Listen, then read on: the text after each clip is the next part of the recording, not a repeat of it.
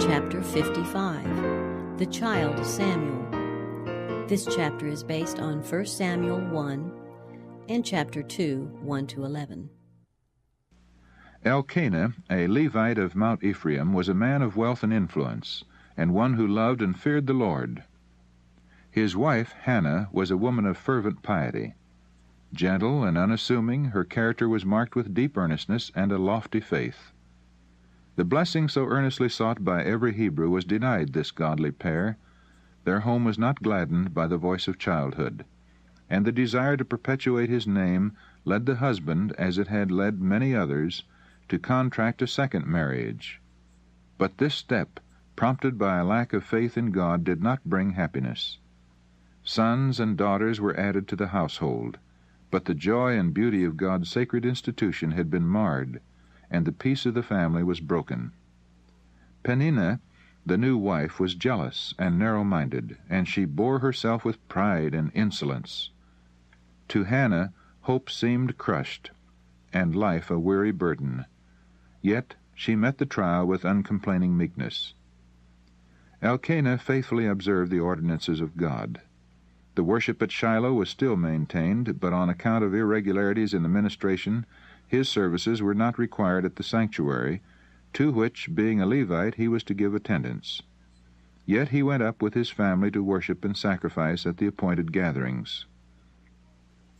Even amid the sacred festivities connected with the service of God, the evil spirit that had cursed his home intruded. After presenting the thank offerings, all the family, according to the established custom, united in a solemn yet joyous feast. Upon these occasions Elkanah gave the mother of his children a portion for herself and for each of her sons and daughters, and in token of regard for Hannah he gave her a double portion, signifying that his affection for her was the same as if she had had a son. Then the second wife, fired with jealousy, claimed the precedence as one highly favored of God, and taunted Hannah with her childless state as evidence of the Lord's displeasure. This was repeated from year to year until Hannah could endure it no longer. Unable to hide her grief, she wept without restraint, and withdrew from the feast. Her husband vainly sought to comfort her. "Why weepest thou, and why eatest thou not? And why is thy heart grieved?" he said. "Am I not better to thee than 10 sons?" Hannah uttered no reproach. The burden which she could share with no earthly friend she cast upon God. Earnestly she pleaded that he would take away her reproach and grant her the precious gift of a son to nurture and train for him. And she made a solemn vow that if her request were granted, she would dedicate her child to God even from its birth. Hannah had drawn near to the entrance of the tabernacle, and in the anguish of her spirit she prayed and wept sore. Yet she communed with God in silence, uttering no sound. In those evil times such scenes of worship were rarely witnessed. Irreverent feasting and even drunkenness were not uncommon, even at the religious festivals. And Eli the high priest, observing Hannah, supposed that she was overcome with wine. Thinking to administer a deserved rebuke, he said sternly, "How long wilt thou be drunken? Put away thy wine from thee." Pained and startled, Hannah answered gently, "No, my lord, I am a woman of a sorrowful spirit. I have drunk neither wine nor strong drink, but have poured out my soul before the Lord. Count not thine handmaid for a daughter of Belial, for out of the abundance of my complaint and grief have I spoken hitherto." The high priest was deeply moved, for he was a man of God, and in place of rebuke he uttered a blessing. "Go in peace, and the God of Israel grant thee thy petition that thou hast asked of him." Hannah's prayer was granted. She received the gift for which she had so earnestly entreated. As she looked upon the child, she called him Samuel, asked of God. As soon as the little one was old enough to be separated from his mother, she fulfilled her vow. She loved her child with all the devotion of a mother's heart. Day by day, as she watched his expanding powers and listened to his childish prattle, her affections entwined about him more closely. He was her only son, the special gift of heaven. But she had received him as a treasure consecrated to God, and she would not withhold from the giver his own. Once more Hannah journeyed with her husband to Shiloh and presented to the priest in the name of God her precious gift, saying, For this child I prayed, and the Lord hath given me my petition, which I asked of him. Therefore also I have lent him to the Lord. As long as he liveth he shall be lent to the Lord. Eli was deeply impressed by the faith and devotion of this woman of Israel. Himself an overindulgent father, he was awed and humbled as he beheld his mother's great sacrifice in parting with her only child, that she might devote him to the service of God. He felt reproved for his own selfish love, and in humiliation and reverence he bowed before the Lord and worshipped. The mother's heart was filled with joy and praise, and she longed to pour forth her gratitude to God. The spirit of inspiration came upon her, and Hannah prayed and said, My heart rejoiceth in the Lord, mine horn is exalted in the Lord.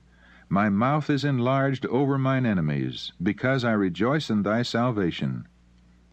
There is none holy as the Lord, for there is none beside thee, neither is there any rock like our God. Talk no more so exceedingly proudly. Let not arrogancy come out of your mouth. For Jehovah is a God of knowledge, and by him actions are weighed. The Lord killeth and maketh alive. He bringeth down to the grave and bringeth up. The Lord maketh poor and maketh rich. He bringeth low and lifteth up. He raiseth up the poor out of the dust, and lifteth up the beggar from the dunghill, to set them among princes, and to make them inherit the throne of glory. For the pillars of the earth are the Lord's, and he hath set the world upon them. He will keep the feet of his saints, and the wicked shall be silent in darkness. For by strength shall no man prevail. The adversaries of the Lord shall be broken to pieces. Out of heaven shall he thunder upon them.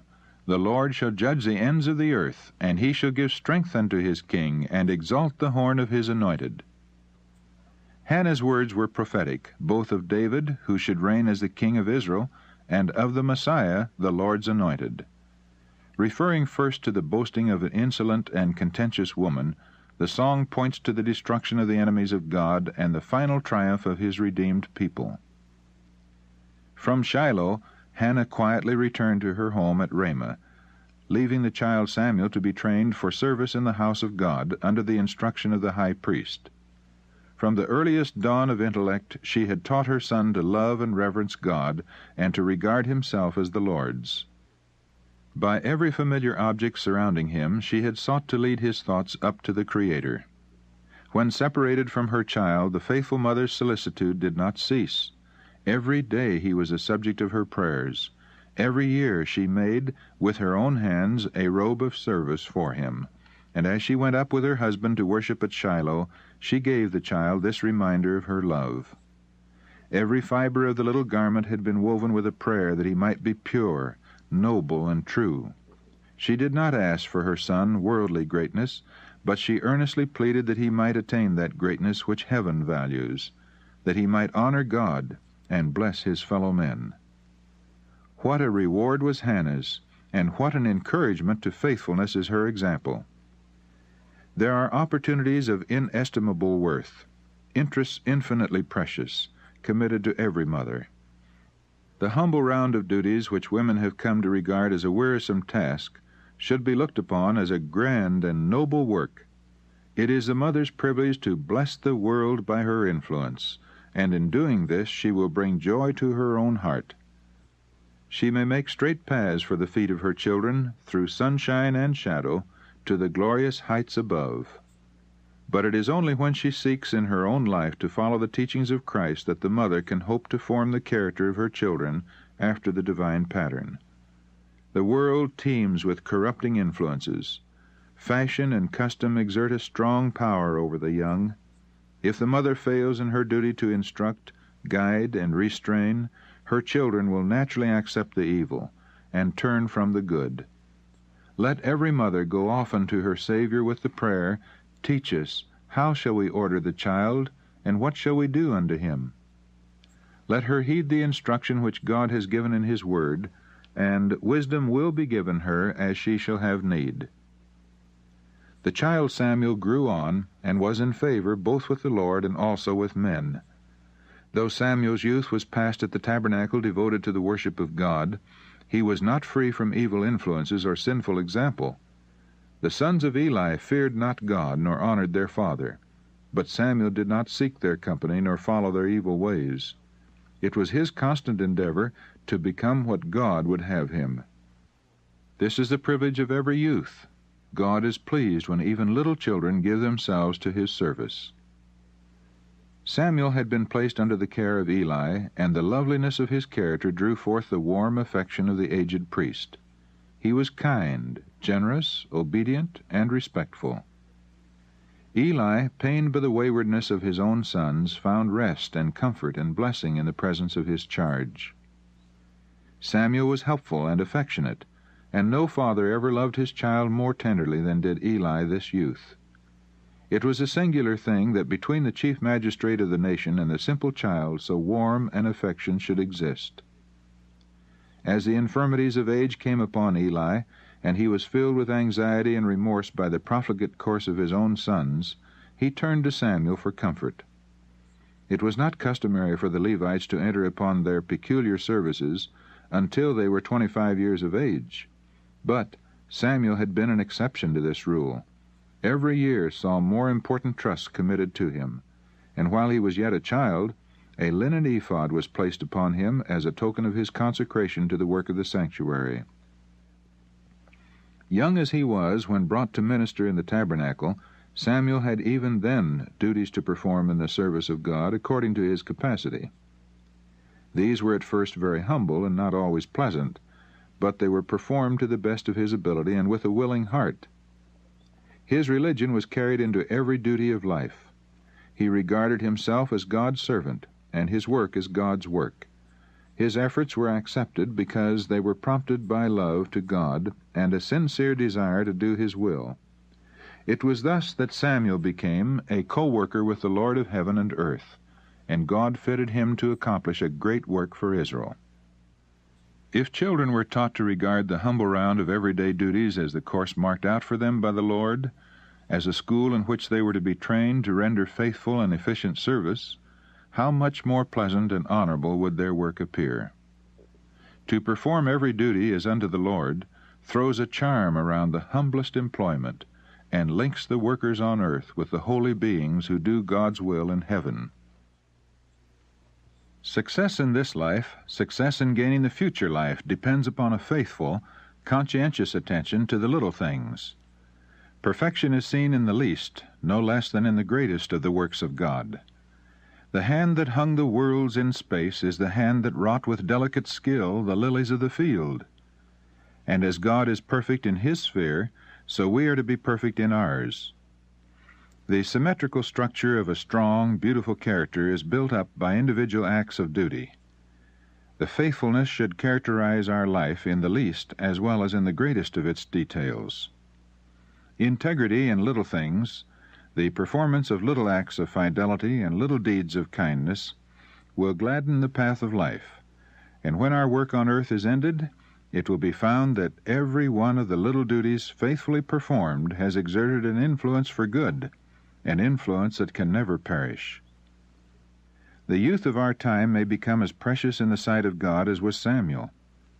By faithfully maintaining their Christian integrity, they may exert a strong influence in the work of reform. Such men are needed at this time. God has a work for every one of them.